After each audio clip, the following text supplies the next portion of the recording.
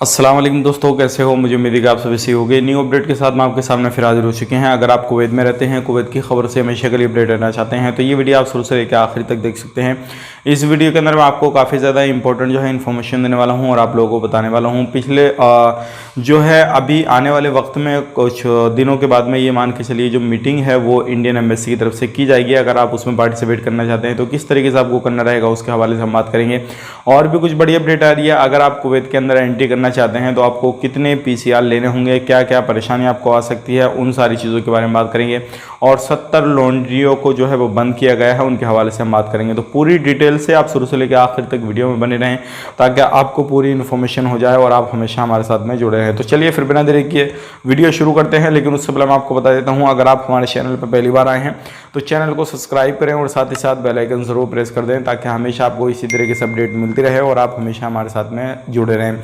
तो सबसे पहली अपडेट की तरफ बढ़ते हैं। जो बड़ी अपडेट आ रही है कुवैत एयरवेज की तरफ से, और कुवैत एयरवेज ने कहा है हमने पूरी तरीके से अपनी फ़्लाइटों को तैयार कर लिया है और जिस कंट्री में जहां पर भी जाना चाहेंगे हमारे फ़्लाइटें यानी कि वहां पे जा सकते हैं। तो पूरी तरीके से कुवैत एयरवेज की जो है फ़्लाइट है वो तैयार हो चुकी हैं। अगर जिस कंट्री में कुवैत गवर्नमेंट अलाउ करेगी, जहां पर भी भेजेगी, जहां पर भी फ़्लाइट को ओपन किया जाएगा तो वहां पे कुवैत एयरवेज की फ़्लाइटें चल जाएंगी। तो ये एक अच्छी अपडेट है। आने वाले वक्त में जैसे ही फ़्लाइट के वाले से कुछ अपडेट आएगा, शुरू की जाएंगे तो कुवैत एयरवेज की फ़्लाइट सबसे पहले जाना शुरू हो जाएंगे। अब बढ़ते हैं अगली अपडेट की तरफ। जो अगली अपडेट आ रही है निकल के वो पीसीआर के हवाले से आ रही है। जैसे कि आपको मालूम है आप लोगों की एंट्री होना शुरू हो जाएगी बहुत ही जल्दी। और अगर आप किसी भी तरीके से कुवैत में एंट्री करना चाहते हैं तो आपको 3 पीसीआर कराने होंगे। सबसे पहला पीसीआर जो आपको करा के जाना होगा 72 घंटे के अंदर का, आपको इंडिया से ही करा के जाना होगा। चाहे आप किसी भी कंट्री से रहते हैं तो आपको वहां से करा के जाना होगा।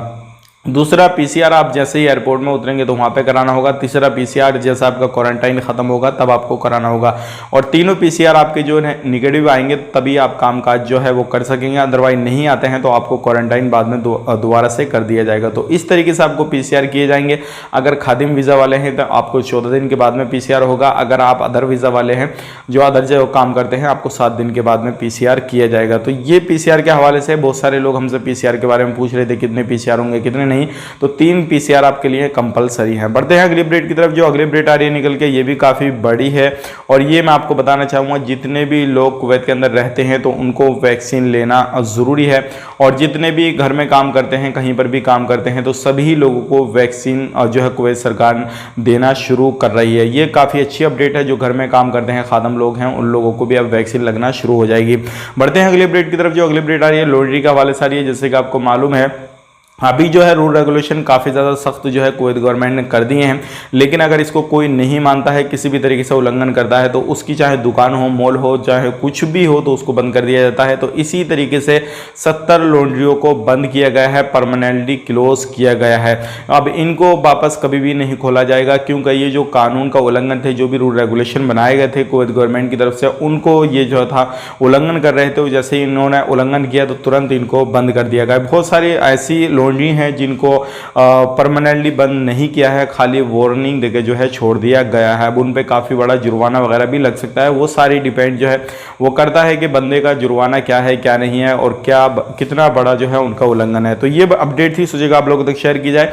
अब बढ़ते हैं इंडियन एम्बेसी की तरफ से एक बड़ी अपडेट आ रही है। अगर आप इंडियन एम्बेसी में किसी भी तरीके से कहीं पर भी कुछ भी आप अगर उनके साथ पार्टिसिपेट करना चाहते हैं, जो मीटिंग है बुधवार को होने वाली है, अगर आप उसमें जाना चाहते हैं, किसी भी तरीके से पार्टिसिपेट करना चाहते हैं तो आपको एक लिंक दिया जाएगा और उसमें आप पार्टिसिपेट कर सकते हैं। पासपोर्ट की डिटेल्स या आपसे जो भी डिटेल्स मांगी जाएगी वो आप दे दीजिए। आप इंडियन एम्बेसी से कांटेक्ट कीजिए, बाकी अदर इन्फॉर्मेशन आपको इंडियन एम्बेसी दे देगी। और इससे रिलेटेड आपका जो भी सवाल जवाब हो, किसी भी तरीके से इन्फॉर्मेशन आप चाहते हैं तो आपको इंडियन एम्बेसी प्रोवाइड कर देगी। तो ये थी आज की बड़ी अपडेट फ्लाइट के हवाले से। जैसे कि आपको मालूम है कुवैत सरकार बिल्कुल तैयार हो चुकी है और जैसे ही अब जो भी कंट्री में कोरोना वायरस के केसेस कम होंगे तो जल्दी ही फ्लाइट इंशाल्लाह ओपन हो जाएगी एंट्री के हवाले से। तो चलिए फिर मिलेंगे किसी नेक्स्ट वीडियो में। उम्मीद करता हूँ वीडियो पसंद आएगा। तब तक के लिए आप अपना ख्याल रखें, अपनी फैमिली वालों का ख्याल रखें। Take care, bye bye.